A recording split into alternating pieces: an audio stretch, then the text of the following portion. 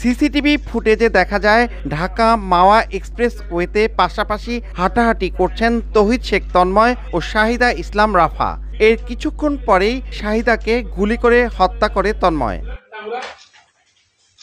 মঙ্গলবার দুপুরে সংবাদ সম্মেলনে মুন্সিগঞ্জের পুলিশ সুপার জানান, ময়মনসিংহ সদর উপজেলার বেগুনবাড়ির বরিয়ান গ্রামের শাহিদা ইসলাম রাফা ঢাকার ওয়ারিতে পরিবারের সঙ্গে থাকতেন।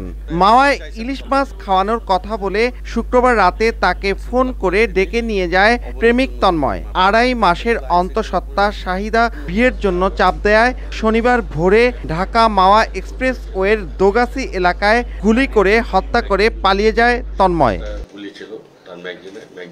ভোলার মনপুরা দ্বীপে পালাতে গেলে সোমবার ভোরে যাত্রীবাহী লঞ্চ থেকে অভিযুক্ত তন্ময়কে গ্রেপ্তার করে পুলিশ। তার দেয়া তথ্য মতে দক্ষিণ কেরানীগঞ্জের একটি ডোবা থেকে হত্যাকাণ্ডে ব্যবহৃত পিস্তল ও রক্তমাখা ভ্যানিটি ব্যাগ উদ্ধার করা হয়। 2.5 মাস যাবত যে অন্তঃসত্ত্বা ছিল তাকে বিয়ের জন্য চাপ দিচ্ছিল। ছেলেটা এটা মেনে নিতে পারছিল না, পরবর্তীতে উত্তেজিত হয়ে এই মেয়েটাকে গুলি করে হত্যা করে।